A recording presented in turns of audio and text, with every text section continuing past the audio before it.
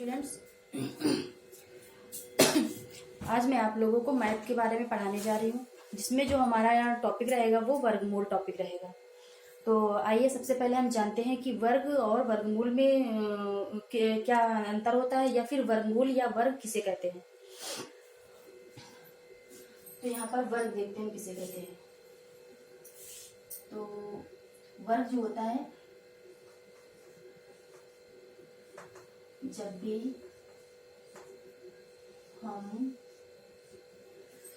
भी हम किसी संख्या को उसी संख्या से मल्टीप्लाई करते हैं, उससे प्राप्त जो संख्या हमें प्राप्त होती है वही वर्ग कहलाती है।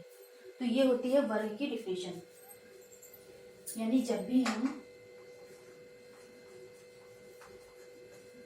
किसी संख्या को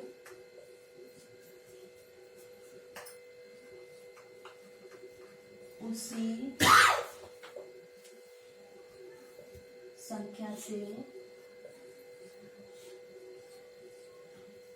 गुणा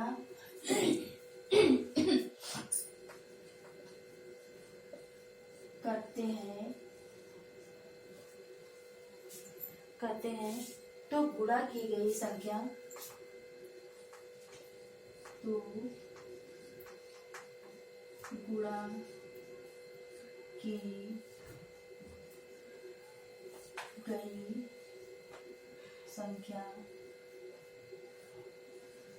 वर्ग होती है।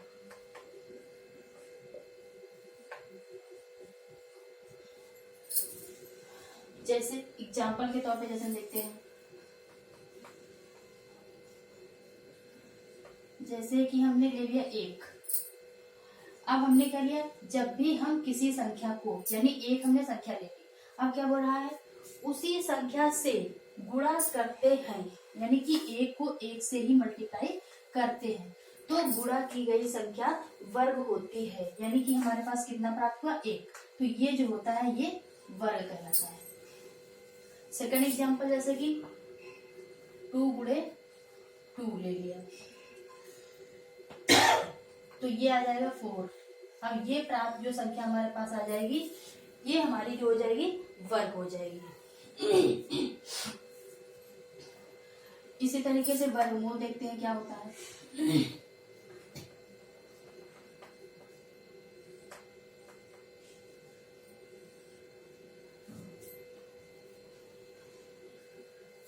जैसे कि हमने ले लिया 25, और अगर हमसे बोला जाए कि इसका वर्गमूल निकालिए, तो ये तो हमारी पूर्ण वर्ग संख्या है।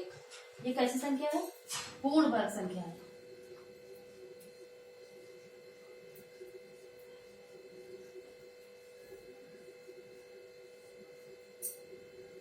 ये एक पूर्ण वर्ग संख्या है। लेकिन जब हम इसका वर्गमूल निकालते हैं तो कैसे निकालते हैं, 25 ऐसे निकाल लेते हैं, या इसको हम ऐसे संख्या से मल्टीप्लाई करेंगे जिससे 525 पूरा डिवाइडेड हो जाए।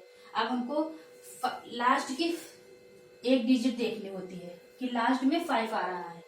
तो 5 कौन कौन से उसमें टेबल में आता है, 15 तो आता है, जैसे कि 3 के टेबल में 15 आता है, 5 आता है, लेकिन ये इसमें 25 नहीं आता है। लेकिन डायरेक्ट अगर 5 से देखें तो 5 में हमारा 25 आता है।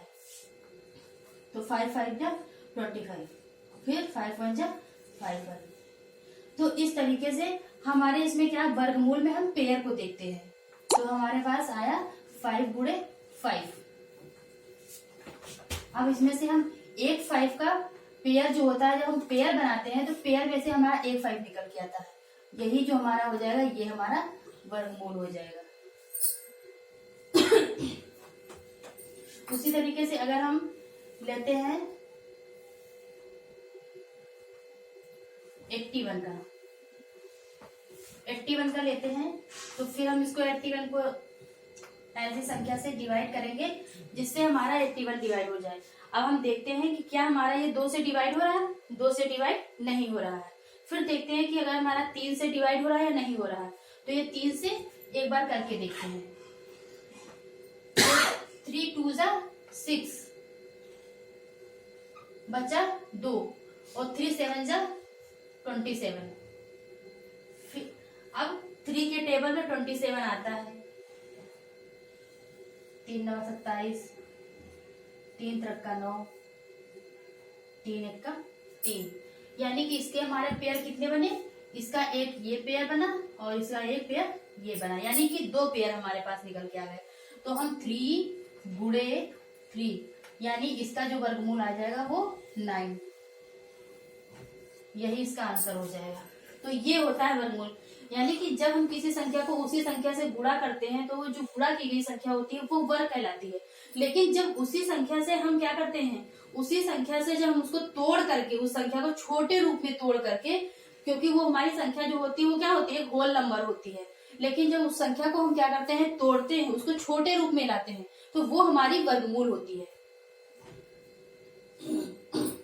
अब आ जाते हैं हम एक्सरसाइज देखते हैं।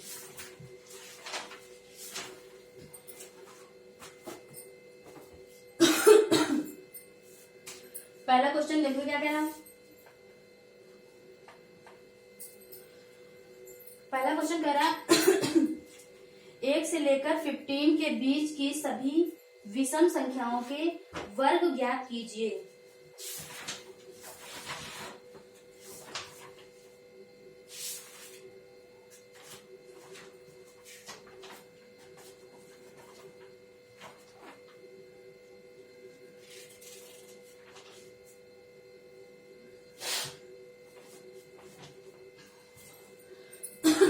बोल रहा 1 से 15 के बीच में सभी विषम, तो हमारी यहाँ पर विषम संख्याएं कौन कौन सी हो जाएंगी। एक तो हमारी पूर्ण अभाज्य संख्या होती है, तो वो तो विषम संख्या हो ही नहीं सकती क्योंकि वो हमारी अभाज्य संख्या होती है। तो इसके बाद हमारा 3 आ जाएगा, 5 आ जाएगा, 7 आ जाएगा, 9 आ जाएगा, 11 और 13।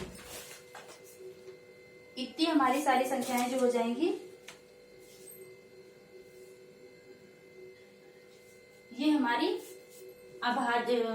विषम संख्याएं हो जाएंगी।